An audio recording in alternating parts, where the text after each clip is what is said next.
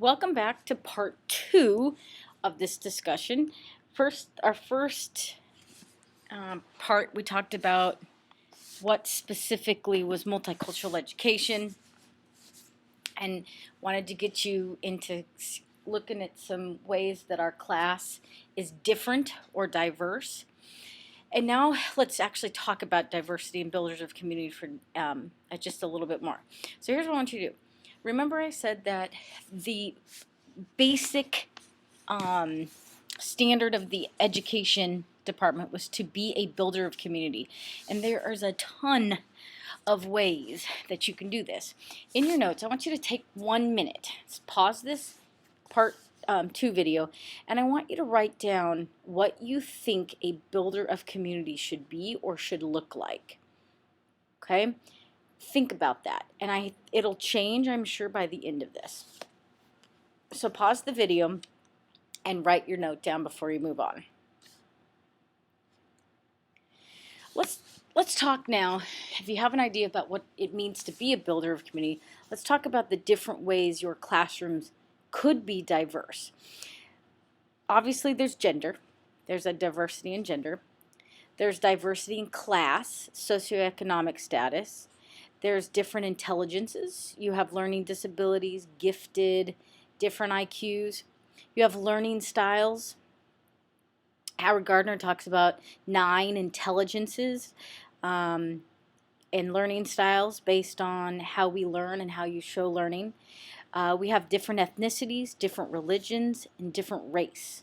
And there's probably other ones. The ones that we're going to talk about in the videos are class. We're going to have a gender discussion in our Socratic seminar. That's why you need to read the article for class. And really that's kind of where we focus on. The reason we tend to focus on class more so than anything else is because most likely the class that you are in is sometimes not going to be where your kids are, depending on where you work. If you work in an at-risk environment, the class that you have, most likely middle class or upper middle class, your kids will be completely different. And so I think it's important to understand the differences and the characteristics of individuals because they are going to be different than you. Okay? Learning styles and intelligences are a really fun topic. It's all that's all in chapter 4, and I do think it's important if you're going into special ed to really read over that. But not only those who are going into special ed, but regular ed teachers are going to have students with disabilities in their classrooms. So it's important to understand how that diversity looks and how you work with students along different intellectual levels. Learning styles and multiple intelligences are always very, very fun. So if you're interested in Howard Gardner, he's also in chapter 4. He talks about the different types of multiple intelligence, like kinesthetic learning, verbal intelligence, mathematical intelligence. Those are very diverse kids, and they learn in different ways, and it is pretty entertaining, and it's a really fun topic. So definitely go through chapter 4 and look at that stuff. We also, we have ethnicity, religion, and race, which we will not cover. So we're going to jump right into poverty, middle class, and wealth, and learn about socioeconomic status and the differences that come out of those different classes. Okay, researchers understand that the most meaningful cultural dimensions of people's lives is their social class. It's where people live, it's what they work, who they work with, it's what their personality sometimes kind of goes to, their expectations fit into a class, but it's very hard for them to understand what it is. They can't really define it. But they've come up to kind of saying classes is it's socioeconomic status. It's based on socioeconomic status. I want you to make sure you know that term, SES, which is the relative standing in society based on income, power, background, and prestige. And a lot of times the main characteristics is income. Now, a lot of people, or most people, understand what class they come from, and they even may show classism for different classes. The classes are wealthy, middle class, and poverty. So people in wealth tend to show classism over people in middle class. And people in middle class tend to show classism over people in poverty. Those are the three distinct diverse situations or diverse classes that you could see in one classroom. And they have very, very distinct characteristics that make up that class. Okay, and we're going to kind of go through all those things. Now, we're going to come back to this in a minute when we talk about hidden rules. But we're going to really talk about the characteristics that are different between middle class, wealth, and poverty. And to the left-hand side, it's always going to be poverty. The middle section's always going to be middle class. And the right-hand section's always going to be wealth. Now, this is the characteristics that make up that class. So, for instance, things or possessions that poverty, middle class, and wealth are important to them. People are important to poverty. Okay, they kind of think of people as things or possessions, things like that. Middle class tends to think that things are important, like electrical things, tangible things. And the thing that's important to wealthy people are connections. So those people they meet that they build connections with. The personality trait that people in poverty highly is one of the high things that they value is humor. You have to be kind of funny and kind of a class clown. So if you are, that trait, that personality trait is valued very highly in poverty. The trait that's valued the most in middle class is about achievement, that we work hard and we achieve things. And the personality trait in the wealthy class is communication and connections. The more you build communication and relationships with people, the more connections you possess, which goes up to things, which is they value those connections. All right, we've got some more. So clothing, social emphasis, time, education, and language are all different. They look different between poverty, middle class, and wealth. And you can see on that form that these are the distinct differences between them. Clothing in poverty is seen as an individual style and expression of personality. Middle class is all about the norm. So if everyone comes wearing Gap, that's the norm, and middle class want to be in that norm. Wealth, it's all about the designer. Gucci, Coach, Michael Kors, it's all about that person. The social emphasis characteristics that they value are inclusion. Poverty is all about bringing everybody into the fold. Middle class is about governance, and wealth is social exclusion. We're just going to shun you. The present is the most important, the here and now for poverty. The future, because remember it's all about achievements. And wealth is about traditions and history. Remember, it's those connections or those legacies that have been passed down. Poverty values education, but they don't necessarily see it as a reality. It's there, but they don't think they can reach it. Middle class, it's absolutely critical for climbing success and making money, because remember the personality trait that they value most is achievement. Wealth, they value education because it's all about making connections. If you go to Yale and Stanford, all those really high-cost schools, you build lots and lots of connections there. And we'll talk about language later, but poverty uses the casual language register, middle class, and wealth uses the formal language register. Middle class uses the formal for education purposes, negotiations, and wealth uses the formal for connections.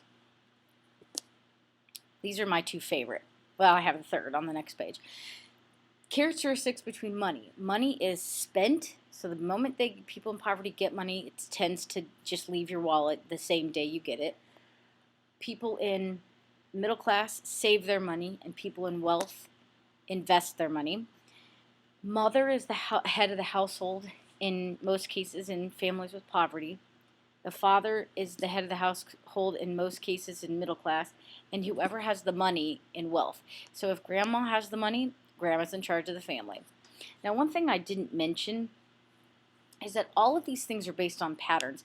It's not necessarily an absolute. It doesn't mean that because a kid thinks they're in poverty, they spend all their money. Or if they don't think they're in poverty, even though their money, the amount of money that their family earns in a year is at the poverty line, always happens this way. Okay, it's about patterns, not absolutes. And these should never be used to limit kids. Just because we think a kid spends all his money, we shouldn't put them, label them into the idea of, oh, they must live in poverty. Okay, we can't do that. The last one is food. Kids in poverty or people in poverty, food, the trait or characteristic of food is that it's all about quantity. How much can I have? The more, the better. Remember, it's all about norms and what norms go on in middle class. And so you'll see that it's brands. Okay, brand name is the best. And then people in wealth, it's all about presentation. It's about how cool does it look.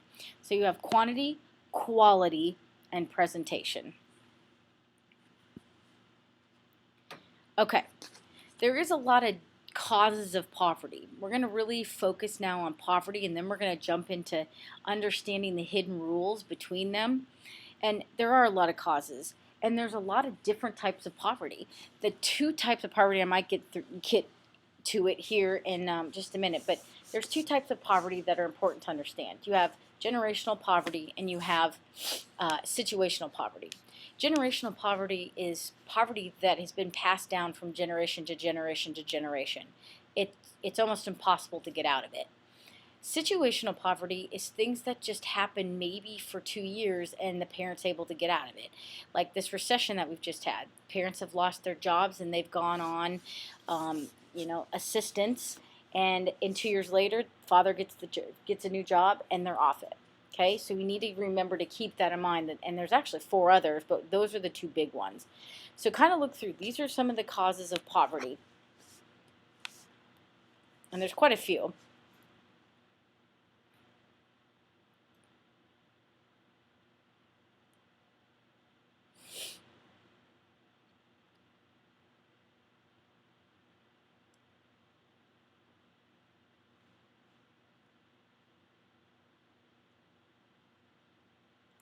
Okay, so go back and look at those if you need to. But, keep in mind that there's lots of reasons why people are in poverty. There is not just one reason. So let's talk about the key points. What does it mean?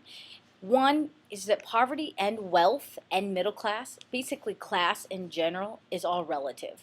It's relative to what you feel and what you believe of yourself. Poverty occurs in all races. It's not just blacks, whites, it's everybody. I did tell you generational poverty and situational poverty. I gave you the definitions of those. They are different. I also said that the work is based on patterns, and all patterns have exceptions. The one I want you to keep in mind, number 5, is that schools operate from middle class norms and values, which means that kids who are in your classrooms today that are from the wealthy class or the poverty class are going to have a hard time in middle class norms, because and we're going to get to it here in just a minute, there's these things called hidden rules, and these hidden rules dictate behavior. And middle class don't understand wealthy hidden rules. Wealthy class doesn't understand middle class or poverty hidden rules. And we have to understand that. We must teach kids that they live in 2 sets of rules. Whatever class they're coming from, and if they're in poverty and they're coming to a middle class community, school, work, we have to teach them how to survive in that. Number 5 is very, very important. I want you to make sure you know that. And I already said individuals bring with them these hidden rules of the class in which they were raised. We cannot excuse them. We have to teach them. I said it already. We must teach them that there are 2 sets of rules. And if a kid wants to give up poverty to move to middle class, he has to give up the relationships that he has for a time. And it's almost impossible for some kids. It's very, very hard.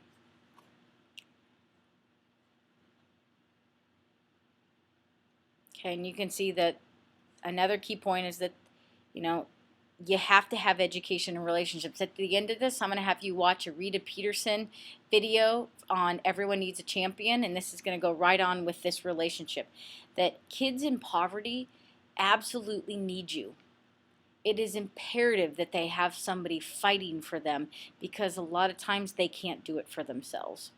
And the key relationship is one thing that I see the most that gets kids successful, gets them to college, gets them to 2-year, 4-year, and it gets them on the path of success. Okay, now bear with me. I'm going to go back here. Oops, whoa. All right. Okay, I'm going to have you take this quiz. I also put the quiz on the Blackboard, and I want you to pull it up. I gave you a couple examples right here, but I want you to pull up the quiz and take all of them. Could you survive? We're going to talk about hidden rules. So I want you to figure out where you feel your class is. Some of the examples are right here and on this page, and then you have could you survive in middle class and could you survive in poverty. And I want you to go through each of those questions. It should take about 5 minutes the most. Which one of the classes do you have the most points in? That is the hidden rules that you understand best. Then I want you to figure out which ones you scored second and third in. So if you scored second in wealth, then you understand that you're second best, and poverty you're third. Okay? So stop this now, and I want you to take that quiz.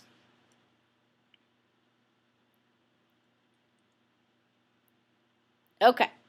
So hopefully you're done with that quiz and you figured out which class you feel the most comfortable in, which class has the hidden rules that make sense to you.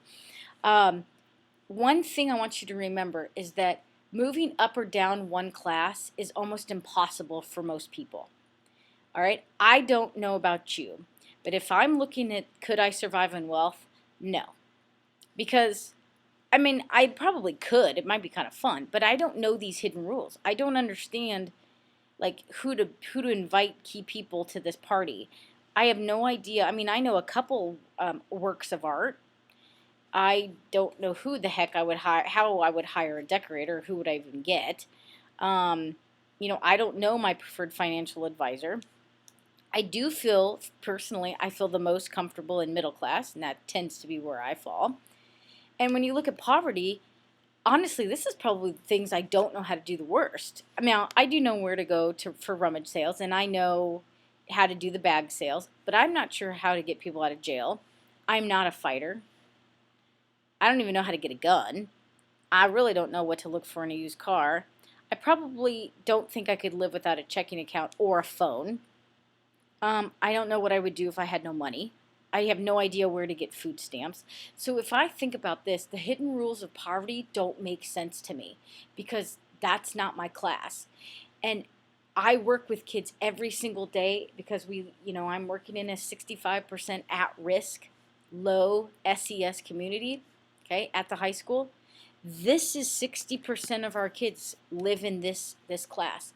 60% of them come to school every day to a middle class norm, not understanding middle class norms. Okay, so let's talk about those distinct characteristics between class, because this is where it gets really interesting in schools. And bear with me here. Okay, let's talk about wealth first. The specific hidden rules that you don't know about unless you're in that specific class, there's 6 of them. It's not okay there's supposed to be not in between there. It's not okay not to be perfect. You have to be perfect. The expectation for kids who live in wealth is that you absolutely have to be 100% all the time. The second hidden rule is that you are not respected unless you have an expertise. And time is more important than money. Because remember, time is about building connections and building legacies and those traditions and things that have been passed down from generation to generation. Time is extremely important to the wealthy class. Details make or break you. It's all about the details. Number 5, is very true, and I see this a lot in schools, is that the rules do not apply to my children. Everyone else can follow the same rules, but the minute my kid gets in trouble, I'm going to the school board. It's going to be ugly because no one's going to pick on my kid because I have a bunch of money and I'm going to get him out of a lot of stuff. I see that a lot. And number 6 hidden rule is the weapon of choice is social. It's all about socially excluding individuals. That's a hidden rule. Okay? So that's wealth. Let's talk about middle class. These 6 make sense to me, and if you fall within this, they will make sense to you as well. That our parents, my parents, always taught me that even if you don't like somebody, if they're older than you and they are in a position of authority, you respect them. Even if you don't respect the person, you respect the position. So you have a teacher you don't like, you're still nice and respectful to them. Kids in poverty, they don't understand this. Okay? Kids in wealth don't understand this. They're never taught to respect the position. In poverty, if they don't like somebody, they're going to tell you. And they don't respect you unless you respect them. Wealth just thinks that because the rules don't apply, then I don't have to be respectful. Number 2, don't air your dirty laundry in public. Remember I gave this scenario where I called a student into SRS and the father said loose lips sink ships, was very, very upset. This is why. Because his daughter came to school and aired his dirty laundry in public, which is she should have. But he was very, very upset about that because no one needs to know our business. Number 3, when the topic is unpleasant, change the subject. I think that happens a lot in middle class. It's okay to tell white lies. That's something that a hidden rule in middle class. Basic verbal courtesies are expected. Please and thank you, hold the door. That's an expectation. And use a 6 to 12 inch voice, which means that your voice should carry no more than 6 to 12 inches. This is something that kids in poverty do not understand. This one and respect the position. I see that over and over in schools today. So let's talk about poverty. Noise level is always higher. There's a lot of reasons for that, but one of the main reasons is that most kids in poverty have multiple families living with them in their household, which makes it very difficult to be heard. And so you have to yell to get what you want. Important information is nonverbal. I think this is probably the most important one. If you have to find one that's the most important, this is what I would say to write down. This is something that kids are extremely sensitive about in poverty. It's all about facial expressions, where you put your hands, how you put your arms. I had a kid who just would not get over the fact that the teacher didn't like him because of the way she looked at him. Or a kid was in class and he was mugging her and he was so mad about it because the kid was looking at him wrong. The most important information that you have as a teacher comes across to kids in poverty nonverbally. You don't even have to say a thing. If you look mean, if you look like you don't like them, they think you don't like them. It's extremely important to remember that. Number 3, your value to your group is your ability to entertain. You are not respected unless you're personally strong, which is why you see a lot of at-risk kids getting into fights because they won't back down. And there are a wide range of behaviors that are accepted. If you go back to the characteristics, we talked about social inclusion. If any new kid comes into a school, the group that usually grabs a hold of them first is the kids in poverty because lots and lots of things are accepted. Okay, now, whoops. There's some specific characteristics that you'll see kids in poverty exhibit at school, and these are some of the issues. And like I said, lots of these things could be part of other things, or disorganized loose papers don't have signatures. That could be that they just are unorganized people. Okay, remember it's all about patterns, not absolutes. So some of these things are true. I will say that laugh when they're disciplined, that happens a lot. Half the time they won't look at you. We'll really talk about casual language and formal language register in part 3, and that's pretty entertaining stuff. They talk back. They really don't like authority. That is fairly common, but you will find a lot of kids who are not like that. Okay, so you got to keep that in mind. Okay, we're going to end part 2 with that, and we will pick up part 3